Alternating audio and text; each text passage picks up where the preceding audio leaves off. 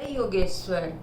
मैं रीना कुमारी सिंह स्वाध्यायी दादाजी के दिए हुए त्रिकाल संध्या का भोजन के समय बोलने वाला श्लोक बोलने जा रही हूँ।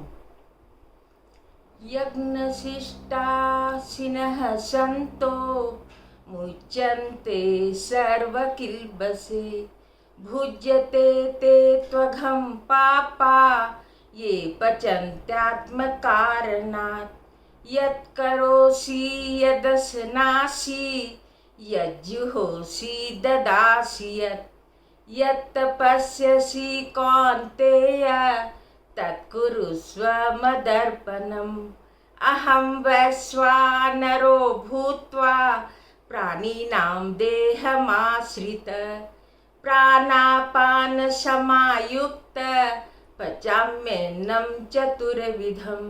ॐ सहनाववतु सहनौ भुनक्तु सह वीर्यं करवावहै तेजस्विनावधीतमस्तु मा विद्विषावहै। ओम शांति शांति शांति। तो यह मंत्र बोल करके और भोजन करना है। तो यह मंत्र बोल करके भोजन इसलिए करना है कि जब हम भोजन भात दाल सब्जी रोटी दही सलाद जो भी खाते हैं, जब हम यह मंत्र बोल देते हैं तो वह भोजन प्रसाद बन जाता है। और जब हम उस भोजन को ग्रहण करते हैं तो हमारे शरीर में जाकर वह जो पचकर जो हमें खून बनाता है वह सात्विक खून बनता है और हमारे मन में अच्छे विचार आते हैं।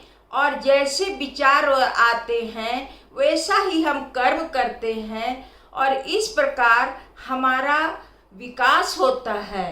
यदि हम भोजन में जो भी खाते हैं, कहा जाता है कि जैसा अन्न वैसा मन। एक साधु था, वह रास्ते में जा रहा था तो एक के घर में वह भोजन किया। तभी उसके दिमाग में कुछ चोरी करने का विचार आया। बाद में पता चला कि वह जिसके घर खाना खाया था वह चोर था और वह चोरी करके ही वह चावल लाया था जो खाने पर एक साधु का विचार भी चोरी करने का हो गया।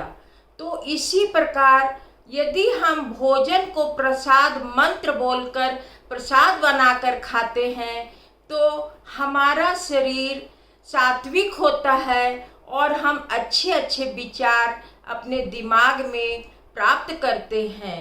इसीलिए हमारे दादाजी श्री पूजनीय पांडुरंग शास्त्री जी का कहना है कि खोपड़ी और झोपड़ी में त्रिकाल संध्या का मंत्र त्रिकाल संध्या जाना चाहिए और लोगों में यह विचार आना चाहिए कि हमारे अंदर भगवान हैं और वही भोजन करते हैं।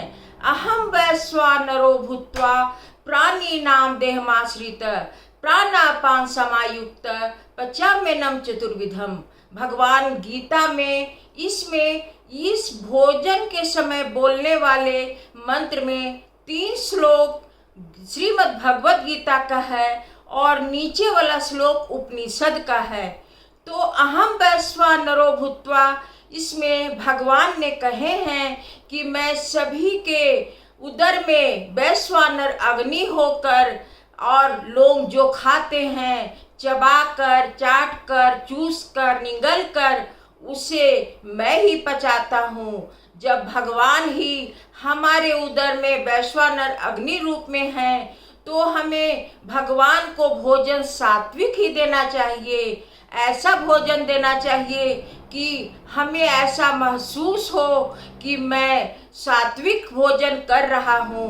यहाँ पर यह कहना भी बहुत जरूरी है कि हमें मांसाहारी भोजन खाकर यदि मैं मंत्र बोलता हूँ तो वह सात्विक नहीं कहलाएगा, क्योंकि जिसका मांस हम खाते हैं पशु या पंछी का, जब उसे काटा जाता है तो वह दर्द से चिल्लाता है, और जब वह भोजन हमारे पेट में जाता है तो हमें भी वह दर्द हमारे पेट में भी जाता, और हम भी उस हमारे खून में नस नस में वह दर्द आ जाता है, और हम भी जीवन में वह दर्द कभी न कभी जरूर महसूस करते हैं, क्योंकि जैसा हम कर्म करते हैं उसका फल हमें अवश्य ही भोगना पड़ता है।